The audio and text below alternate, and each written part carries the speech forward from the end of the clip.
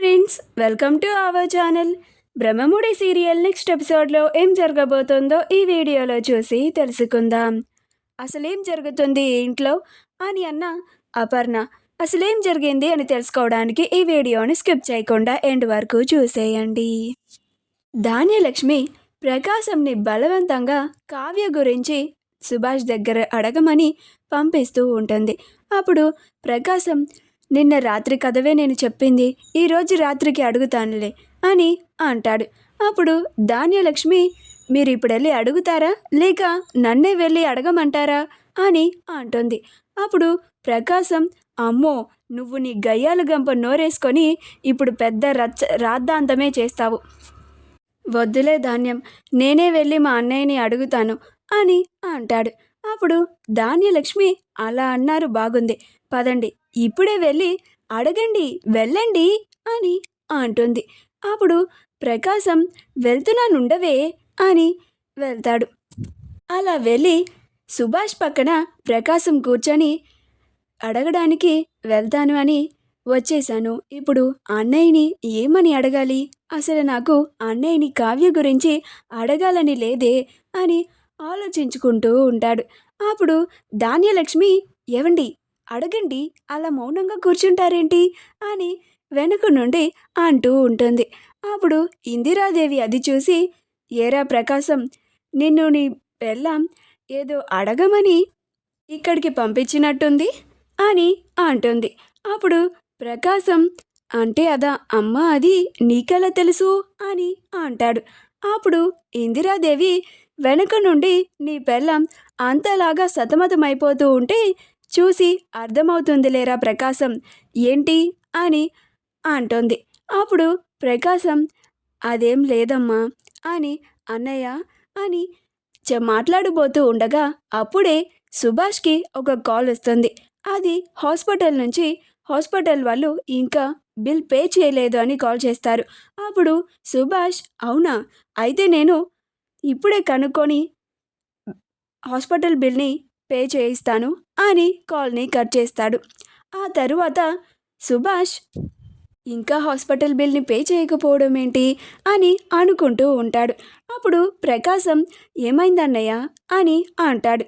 అప్పుడు సుభాష్, హాస్పిటల్ వాళ్ళు కాల్ చేశారా, ఇంకా హాస్పిటల్ బిల్ని పే చేయలేదంట అని అంటాడు. అప్పుడు ప్రకాశం, అయితే ఒకసారి కావ్యని పిలిచి అడగన్నయ్య అని అంటాడు. అప్పుడు సుభాష్, అమ్మ కావ్య, కావ్య అని పిలుస్తూ ఉంటాడు. అప్పుడు కావ్య వంటగదిలో నుంచి పరుగు పరుగున వచ్చి, ఏంటి మావయ్య గారు, చెప్పండి అని అంటుంది. అప్పుడు సుభాష్, ఏంటమ్మా కావ్య, ఇంకా మా నాన్నగారి హాస్పిటల్ బిల్ని పే చేయలేదంట, ఎందుకమ్మా అని అంటాడు. అప్పుడు కావ్య ఏం చెప్పాలో అర్థం కాక, అది మావయ్య గారు అని అంటూ ఉంటుంది. ఈలోగా రుద్రాని దొరికిందే సందు కదా అని ఓ మధ్యలోకి వచ్చేసి, ఏంటమ్మా కావ్య, మా నాన్నగారి బిల్ని కూడా నువ్వు ఒక వృధా ఖర్చులానే చూస్తున్నావా, లేకపోతే నాకేం అవసరంలే, నేనెందుకు కట్టాలి అని ఆలోచిస్తున్నావా అని అంటుంది. అప్పుడు కావ్య, నాకేమీ అలాంటి దురుద్దేశమేమీ లేదు రుద్రాణి గారు, నేనేమీ నాకేం అవసరం అన్నట్లుగా అనుకోలేదు, అలా ఆలోచించను కూడా అని అంటుంది. అప్పుడు రుద్రాణి, మరి ఎందుకని ఇంకా హాస్పిటల్ బిల్ని పే చేయలేదు అని అంటుంది. అప్పుడు ధాన్యలక్ష్మి కూడా వచ్చి, మా మావయ్య గారి బిల్ని పే చేయడం కూడా వృధా ఖర్చు అని అనుకున్నావా కావ్య అని అంటుంది. అప్పుడు కావ్య, నేనెందుకు అలా అనుకుంటాను చిన్నత్తయ్య, తాతయ్య గారి హాస్పిటల్ బిల్లుని ఎవరైనా వృధా ఖర్చు అని అనుకుంటారా, అనుకుంటే గినుకుంటే మీలాంటి వాళ్ళు అనుకోవాలి అని అంటుంది.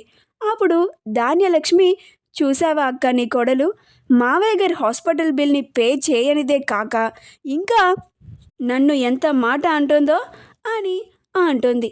అయినా మా మావయ్య గారి హాస్పిటల్ బిల్ని పే చేయనివ్వకుండా ఆపడానికి నీకేం హక్కు ఉందని, నీకేం అధికారం ఉందని అని అంటుంది. అప్పుడు అపర్ణ, ధాన్యలక్ష్మి నువ్వాగు, నేను మాట్లాడతాను కదా అని, కావ్య ఏమైంది, ఎందుకని ఇంకా మావయ్య గారి హాస్పిటల్ బిల్ని పే చేయలేదు అని అంటుంది. అప్పుడు కావ్య, అది అత్తయ్య గారు ఇవాళ రేపో పే చేద్దామని అనుకుంటున్నాము నేను ఆయన అని అంటుంది. ఈలోగా రాజ్ వస్తాడు.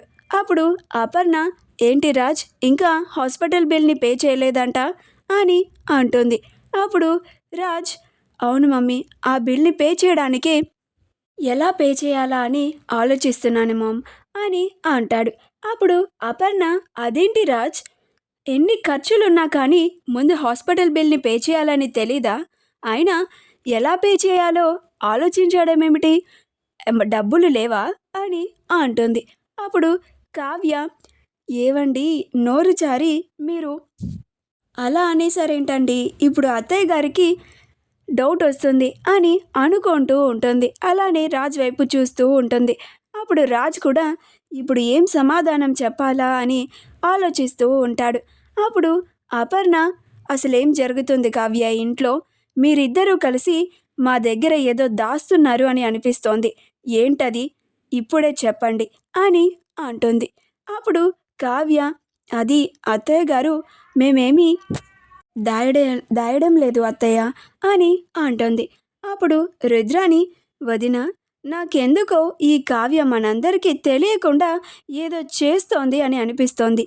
ఎన్నడూ లేనిది ఈ ఇంట్లో గత కొన్ని రోజులుగా చాలా మార్పులు వస్తున్నాయి. నిన్నటికి నిన్న సొంత అక్క అని కూడా చూడకుండా నగలు చేయించుకుంది అని అందరి ముందు ఘోరంగా అవమానించింది.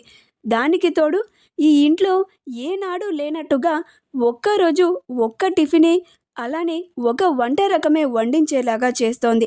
మా క్రెడిట్ కార్డ్స్ అన్నిటినీ బ్లాక్ చేయించింది.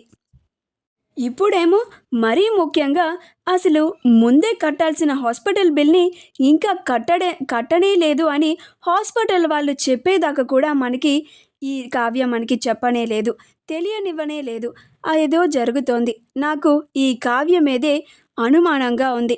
ఈ కావ్య ఈ డబ్బులన్నిటినీ సైలెంట్గా మనకి తెలియకుండా తన పుట్టింటికే చేరవేసి ఉంటుంది అని అంటుంది. అప్పుడు కావ్య, నేను ఈ దుగ్గిరాల కుటుంబ సంపదలో ఒక్క రూపాయి కూడా, చిల్లి గవ్వ కూడా మా పుట్టింటికి చేరవేయలేదు రుద్రాణి గారు అని అంటుంది. అప్పుడు ధాన్యలక్ష్మి, మరి అలాగైతే ఇంకా హాస్పిటల్ బిల్ని ఎందుకు పే చేయలేదు అంటే సరైన రీజన్ కూడా మీరు చెప్పడం లేదు. అంటే మీరు నిజంగానే రుద్రాని అన్నట్టుగానే మా అందరి దగ్గర ఏదో దాచి మాకు తెలియకుండా ఏదో చేస్తున్నారు అని అంటుంది. ఏదో గూడు పుటాని జరుగుతోంది అని అంటుంది. మా వీడియో కనుక మీకు నచ్చినట్లయితే లైక్ చేయండి, షేర్ చేయండి, మా ఛానల్ని సబ్స్క్రైబ్ చేసుకోండి. పక్కనే ఉన్న బెల్ ఐకాన్ని క్లిక్ చేయడం మాత్రం మర్చిపోకండి.